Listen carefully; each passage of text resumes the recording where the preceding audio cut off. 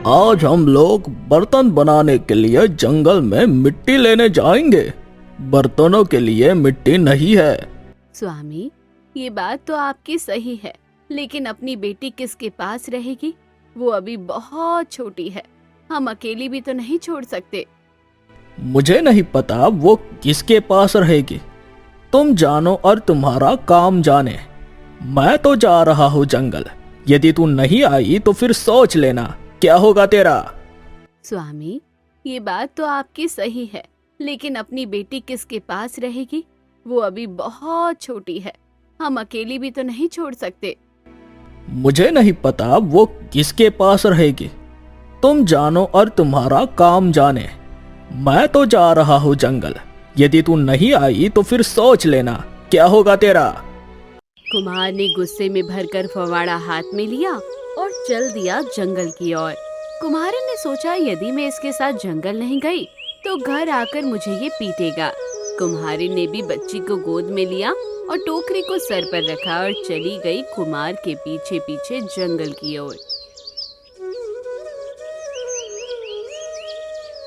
जंगल में जाकर कुम्हार ने अच्छी सी जमीन देखकर फवारे से उसे खोदा और बहुत सारी मिट्टी निकाली। उस मिट्टी को कुम्हारिन ने टोकरी में भरा और सिर पर रख लिया।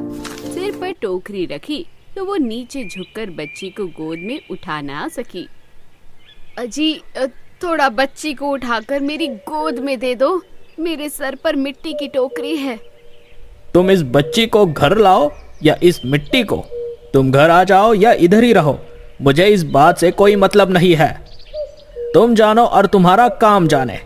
मैंने थोड़े ही कहा था इस बच्ची को जंगल में लेकर आओ। कुमार गुस्से से भरकर पत्नी और बच्ची को वहीं जंगल में छोड़कर चला गया। उसके जाने के बाद कुम्हारिन ने सोचा, यदि वो मिट्टी की टोकरी घर नहीं लेकर गई तो कुम्हार उसे पीटेगा।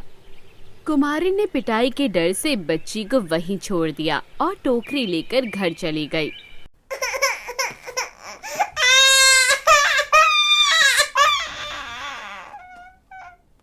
कुम्हारिन के जाने के बाद उस जंगल में वो बच्ची घबरा गई और ऊ करके रोने लगी। लेकिन उसका रोना सुनने के लिए कौन था उस जंगल में? वो तो रोती चली गई। शाम हो गई। बच्ची अब ज्यादा ऊंचे स्वर में रोने लगी। जब बच्ची जोर जोर से रो रही थी तो उस ओर से भगवान की काफिला गाई जा रही थी। उसका रोना उसके कानों पर पड़ गया। अरे बहनों सुनो, इस घने जंगल में बच्चे की रोने की आवाज, हमें उसे देखना होगा, चलना चाहिए जिधर से ये आवाज आ रही है। आवाज का सुराग लेकर वो लोग ढूंढते ढूंढते वहां पहुंच गए। दोनों ने देखा कि एक छोटी सी बच्ची अकेले जमीन पर बैठकर जोर जोर से रो रही है। वो दृश्य देखकर उनका दिल करुणा से भर गया। अरे, किस निर्दयी ने इस छोटी सी बालिका को इस जंगल में छोड़ा? शायद कोई पत्थर ही दिल होगा। सभी गायों ने बड़े प्यार से उस बच्ची को चाटा और उस झुंड में एक गाय दुधारू थी तो उसने बच्ची को अपना दूध पिलाया। पेट भरने से और गायों के प्यार से चाटने से बच्ची का रोना थम गया और वो खेलने लगी। गाय उसे अपने साथ जंगल में ले गई। सारा दिन लड़की गायों के साथ रही। जब शाम हुई तो गाय बोली, बेटी, जंगल में जंगली जानवरों का खतरा रहता है, आप इस पेड़ की ओर में दुबक जाना, हम सुबह होने पर फिर आपके पास आएंगे। तब गाय उसे वहां छोड़कर अपनी गोठ में चली गई। सुबह फिर बच्ची के पास आकर उन गायों ने उसे खूब प्यार किया, दूध पिलाया और गाय जंगल में चरने चली गई और लड़की भी गायों के साथ डोलने लगी। फिर शाम हो गई। गाय अपनी गोठ में चली गई और बच्ची पेड़ की खोर में जाकर दुबक गई। ऐसा कुछ समय तक चलता रहा। गाय का दूध पीने से वो बच्ची बड़ी स्वस्थ हो गई और जल्दी जल्दी बढ़ने लगी। अब उन गायों को ही वो अपनी माँ समझने लगी थी। उनका रंभाना सुनते ही वो उनकी ओर दौड़कर चली जाती और उनसे चिपक जाती थी। कुछ समय बाद वो बहुत बड़ी हो गई और उनके पीछे पीछे जंगल में घूमने लगी। सभी गायें उसका खूब ख्याल रखती थी। तभी उनमें से एक गाय बोली, हमें अब वन कन्या को जंगल में अकेले नहीं छोड़ना चाहिए। अब वो बहुत बड़ी हो गई है। हाँ बहन, आप बिल्कुल सही बात कह रही हैं। हमें वन कन्या को अपने साथ गुफा में लेकर चलना चाहिए। वन कन्या, आज तुम रात को भी हमारे साथ रहोगी। आज तुम्हें हमारे साथ चलना होगा। अब आपका जंगल में खुले रहना ठीक नहीं है। ठीक है माँ, मैं आपके साथ चलने को तैयार हूँ। सभी गायें लड़की को अपनी गुफा की ओर लेकर आ गए। बेटी, अब तुम इस गुफा के अंदर ही रहना, बाहर मत निकलना। शाम को जंगल से आते वक्त हम तुम्हारे लिए खाना लाएंगे। हाँ माँ, मैं बाहर नहीं जाऊंगी। जैसा आप कहोगी मैं वैसा ही करूंगी। अब बच्ची दिन भर गुफा में ही रहती थी और शाम को आते वक्त गायें उसके लिए अच्छा अच्छा फल लाती थी। उसे खाकर वो बहुत खुश हो जाती थी। पता नहीं न जाने क्यों आज मेरा इस गुफा में दम घुट रहा है। बाहर चलकर देखती हूँ, खुली हवा में बैठ जाती हूँ। लड़की खुली हवा में गुफा के बाहर जाकर बैठ गई। उसी समय उस तरफ से एक राक्षस जा रहा था। उसने उस बच्ची को देखा तो उसके मुंह में पानी आ गया। सोचा, ये बच्ची एकदम कोमल ककड़ी की तरह है, इसका मांस खाऊंगा तो दिल खुश हो जाएगा। कितने दिनों से उस इंसान ने मांस नहीं खाया था। वो बच्ची की ओर बढ़ने लगा। बच्ची ने अपनी ओर आता राक्षस को देख वो बहुत घबरा गई। दौड़कर गुफा के अंदर चली गई और उसने दरवाजा बंद कर लिया।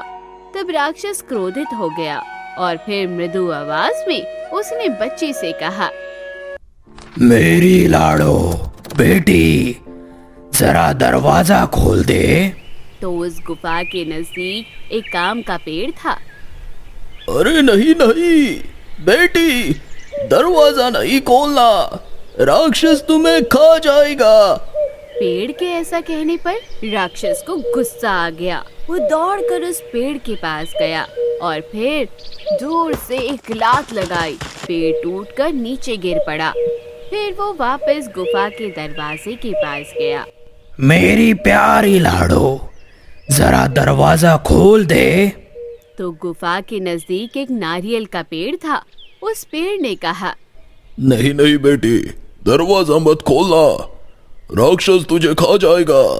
बच्ची ने दरवाजा नहीं खोला तो राक्षस गुस्से से आग बबूला हो गया। दौड़कर उसने उस नारियल के पेड़ पर 2-4 लातें मार दी और उसे जमीन पर गिरा दिया।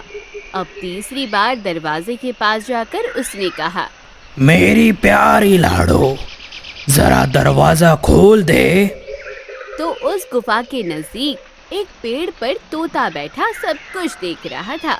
तोते ने सोचा, बच्ची ने दरवाजा खोल दिया तो ये राक्षस उसे खा जाएगा।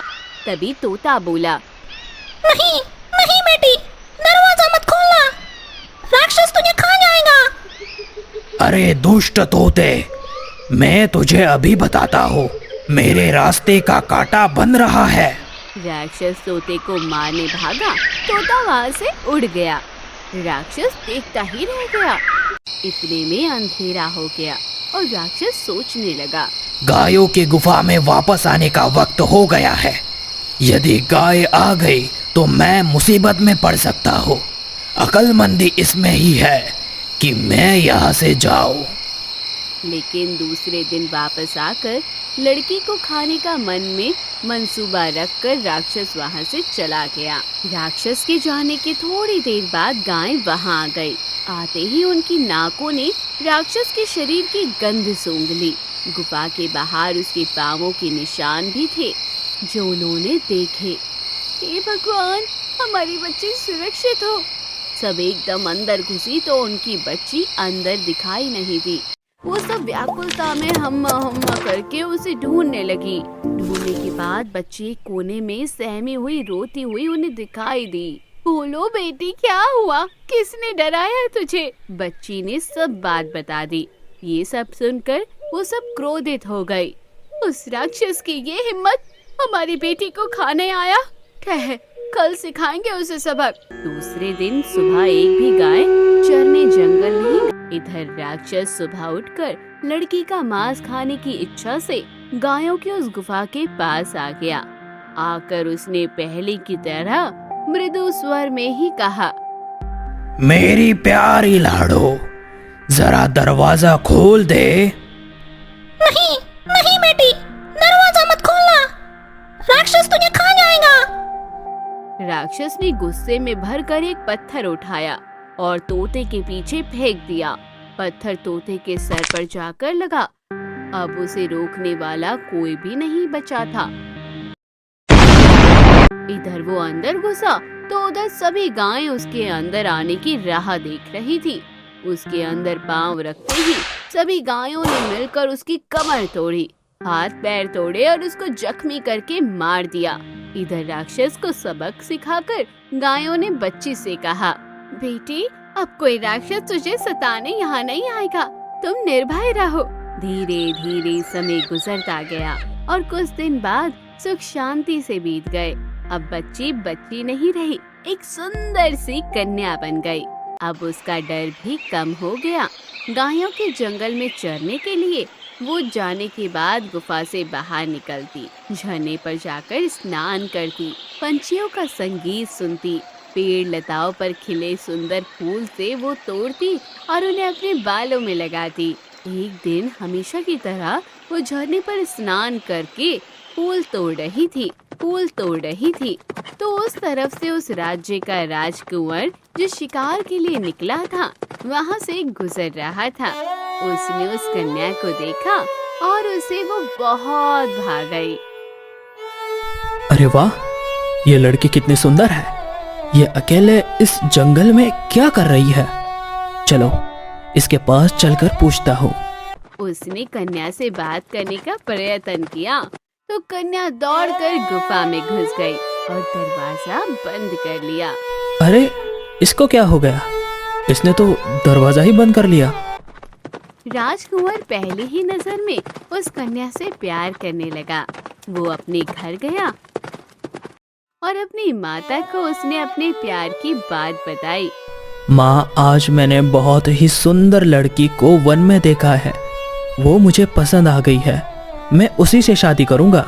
यदि वो लड़की मुझे नहीं मिली तो मैं कुंवारा ही मर जाऊंगा। ऐसी बात नहीं है बेटा, मैं महाराज से जाकर ये सब कह देती हूँ। उससे शादी के लिए उनको मना लूंगी। आप किसी प्रकार की चिंता ना करें।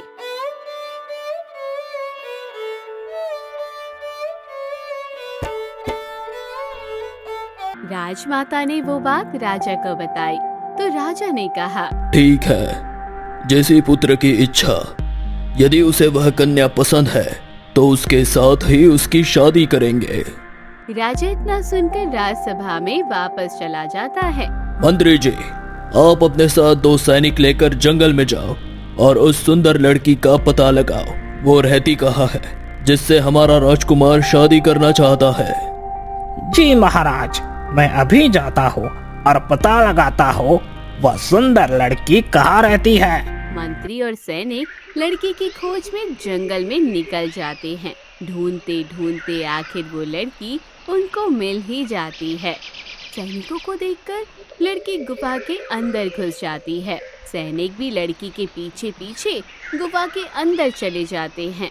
हे लड़की, आप भागो मत, हम आपको कुछ नहीं करेंगे। हम तो आपको राज दरबार में लेने के लिए आए हैं। आपको हमारे महाराज ने बुलाया है। मैं आपको जानती नहीं हूँ, इसलिए आपके साथ नहीं जा सकती और अभी मेरी माँ भी घर पर नहीं है। यदि आप हमारे साथ नहीं चली तो राजा साहब आपको मृत्यु दंड भी दे सकते हैं। लड़की मृत्यु के डर से सैनिकों के साथ चल देती है। बेटी, तुम्हारा नाम क्या है? आप डरो मत, तुम हमें अपने माता पिता की तरह ही समझो। महाराज, मुझे मेरे माता पिता का तो मालूम नहीं है, लेकिन मेरी गाय माँ है जिसने मुझे अपना दूध पिलाकर बड़ा किया है। बेटी, मेरी यह इच्छा है कि आप मेरे पुत्र से शादी कर लो। वो तुमसे प्यार करने लगा है। जब से तुमको देखा है उसने अभी तक अन्न जल ग्रहण नहीं किया है। बोलो पुत्री, आपकी क्या इच्छा है? आप शादी करने के लिए राजी हो या नहीं? महाराज, महाराज, मैं तो आपकी प्रजा हूँ। आपकी खुशी ही मेरी खुशी है। जैसा आप बोलोगे वैसा मैं करूँगी। धीरे धीरे समय गुजरता गया। जब वन कन्या बैठी हुई थी तो उसको गाय माँ की याद सताने लगी और वन कन्या रोने लगी। रोने की आवाज सुनकर राजमाता और राजकुमार वन कन्या के पास आए। बेटी, तुम्हें किस बात का दुख है, मुझे बताओ। यहाँ किसी ने कुछ आपसे कहा है? माँ, मुझे किसी ने कुछ भी नहीं कहा है। ना मुझे यहाँ आपके पास रहकर किसी बात का दुख है। मुझे अपनी गाय माँ की याद आ रही है। मैं उनसे मिलना चाहती हूँ। बस इतनी छोटी सी बात बेटी। मैं कल तुम्हें राजकुमार से कहकर जंगल भेज। अगले दिन सुबह होती है। राजकुमार और वन कन्या रथ पर सवार होकर जंगल की ओर निकल जाते हैं। जब गायों ने वन कन्या को देखा तो सभी गाय दौड़कर वन कन्या के पास आ गई। पुत्री, तू मुझे छोड़कर कहाँ चली गई थी? मैंने जंगल में तुझे कहाँ कहाँ नहीं ढूंढा। मैंने सोचा कोई जंगली जानवर तो नहीं खा गया मेरी पुत्री को। नहीं माँ, मैंने आपसे बिना बताए इस राजकुमार से शादी कर ली। मुझे माफ करना माँ। बेटी, मुझे तो बहुत खुशी है आपने राजकुमार से शादी कर ली। आपके जाने के बाद राजा के सैनिक आए और मुझे ले गए। वहाँ जाकर मुझे राजा रानी ने बहुत प्यार दिया और मैंने शादी के लिए हाँ भी कह दिया। बेटी, ये तो बहुत खुशी की बात है।